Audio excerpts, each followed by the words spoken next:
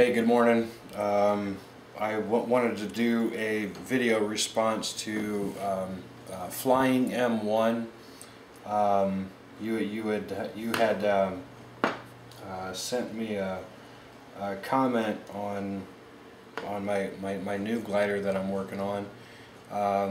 You were asking how I joined my two carbon fiber arrow shafts together like that to make the wing spar, because that's what I had talked about that I used on my styrofoam glider. Actually, to join the two carbon fiber arrow shafts, it was actually really simple, because the way I did it, you know, I was thinking about it. There's really no issue with strength right there at the joint, because it's there in the middle, there inside the fuselage. What I really wanted to do was just make sure that my two pieces were snug to each other, and then between the carbon fiber, between the carbon fiber arrow shafts and the hot glue and the packing tape that I used. I mean, I think there's going to be plenty enough strength there. That's really what I did with my other glider that I used, that fiberglass rod that I had.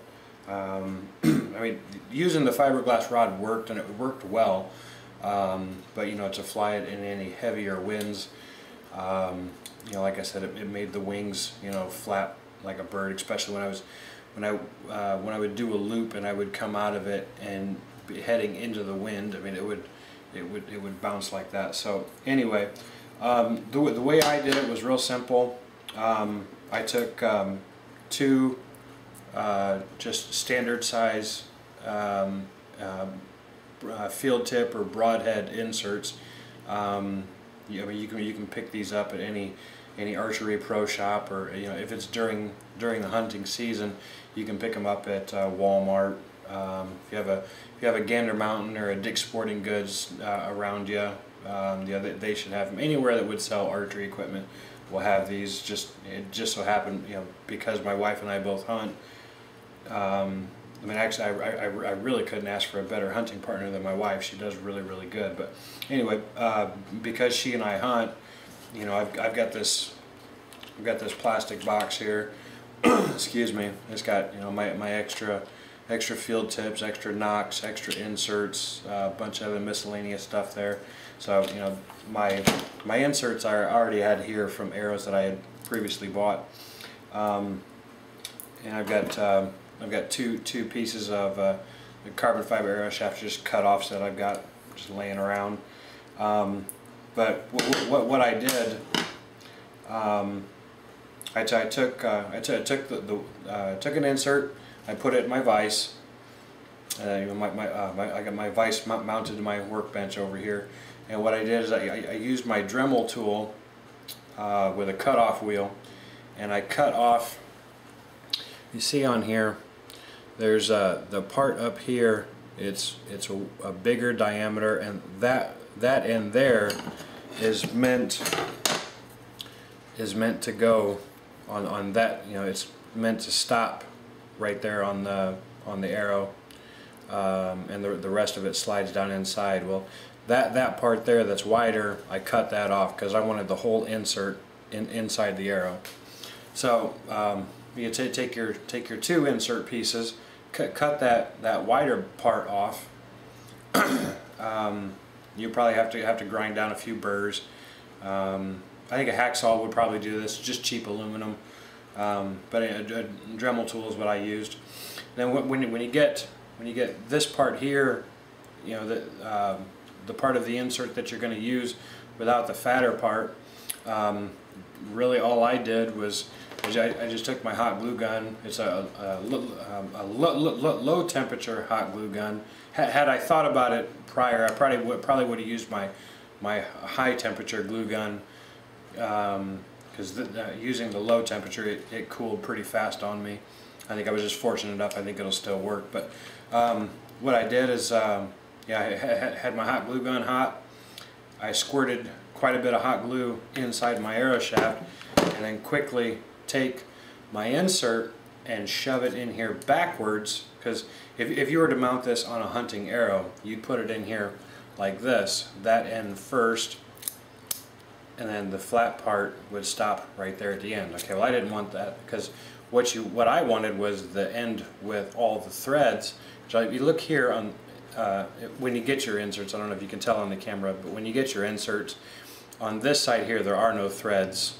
All the threads are on the other end, and what I wanted is I wanted all of the threads on the end I was going to use. So cut this off, squirt the hot glue in there, then grab your insert, turn it around, and push that in there to, you know, let me get stuff out of my hands there.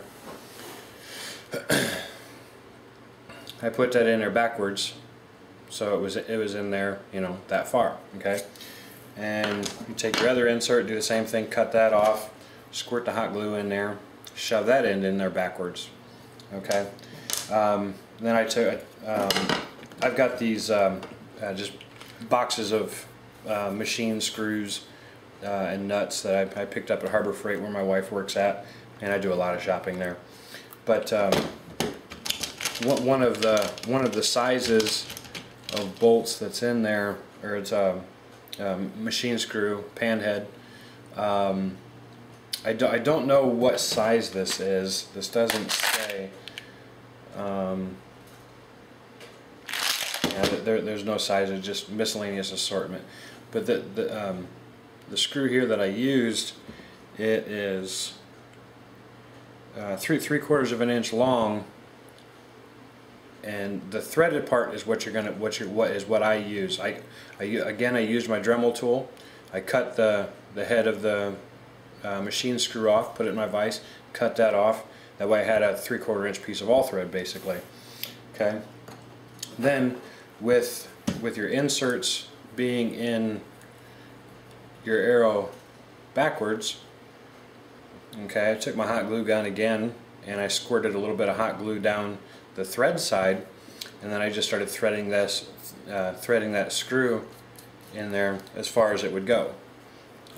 Again, that's kind of another reason why I would use the high temperature glue gun, because it doesn't cool as fast as a low temperature.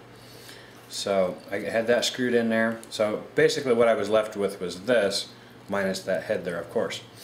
Then I took my other insert that was glued into my second arrow shaft part, and I started to thread that on there, but I didn't thread it on all the way yet, because then I took my hot glue gun again and I went all the way around the threads real quick on the bolt. Then I just started tightening that up, and to where I was threading the two arrow shafts together, and I was able to get it, tight, and get the two arrow shafts snug against each other. And then with the hot glue that was in there, it's going to take some effort for that to come apart. And besides that, when I let me bring this up here. Besides that, when I took my what was I saying? Oh yeah, on the underside of the wing, to get the arrow shafts kind of flush with the bottom of the wing, I just heated up my soldering iron, and I used the tip and just melted a groove down the wing, to where it was wide enough to accept the width of the arrow shaft, and deep enough to also accept the thickness, so that it sat somewhat flush with the bottom of the wing. And when I got that done, and I put some hot glue down on there and put the arrow shaft in there, and that's basically it. One of the other questions that you had asked, Flying M1, was did I have any problems with the wing dihedral, if any. Actually, on this glider, there isn't any dihedral. The wings are flat and straight out. The only thing, let me grab my glider here. The only thing that is different about this wing is on this end here, it's raised up here. I forget what this is called. It's some kind of like turbine wind generator or something like that. I forget what that's actually called. But see, that's what it looks like from the back. I'll turn this around and see it. Yeah, that's a little better shot. You know, it's raised out here on the outer side, probably about an inch from the end. You know, it comes in about an inch, and it's just sloped right there. It's basically the same principle as what I had on my other glider. But what I did on my other glider, because the wings were flat and straight all the way out, there was no curve up or whatever thing that's called. There wasn't that on there. I just cut a shape from that Dollar Tree foam board cutoff that I had, and I put those on the outside. And I had gotten a comment from Ed from Experimental Airlines. He said that you know, he's not real sure, you know, how effective it is at channeling the wind over the wing. But you know, besides maybe it'll help a little bit with orientation, which for me it did. You know, having it out there a little ways. I mean, you'd be surprised how far, how not far out that glider is, and you kind of lose focus on which wing is your left wing and which one is the right wing. So I actually colored mine red and black. That way I could tell, and actually being the red and black, I had no trouble telling which side was which, and it was a lot of fun to fly. So as far as your questions, how did I mount the how did I join the two carbon fiber arrow shafts? I hope I answered that. As far as the wing, did I have any trouble with doing that? Not at all. Just something else that I did when I had these joined. I flipped the glider upside down, and I took my two joined arrows, and I set them on the underside of the wing and be directly under the highest point of the airfoil, because that's where the most foam was. Because I didn't want to take it away.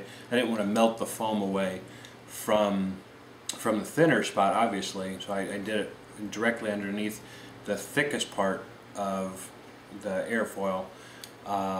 Then when I had these together, and I had that channel melted in the bottom of the wing, I put it in there and hot glued it, and just to make it, trying to keep some, trying to help with some of the aerodynamics.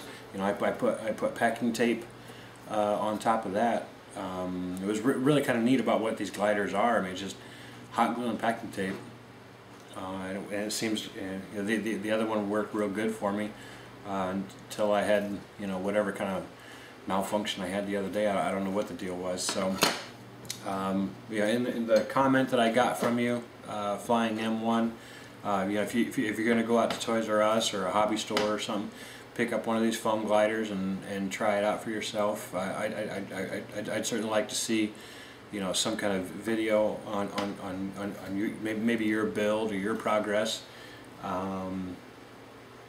Yeah. So I certainly hope that you can understand what I'm saying despite my stuttering. I've stuttered for as long as I can remember, but I certainly hope that I've helped with some of your questions. If you have any other questions, let me know. I'd certainly be glad to help somebody else out. I've had a ton of help from quite a few people on YouTube, and it'd just be kind of cool to know that there's somebody out there that they had a question and I helped you. So. You guys take care. I'm going to go in and get something to eat and get a shower. I actually just got home from work. It's about 6:45 in the morning right now. 12-hour shifts at night suck. But you guys take care. Appreciate you watching.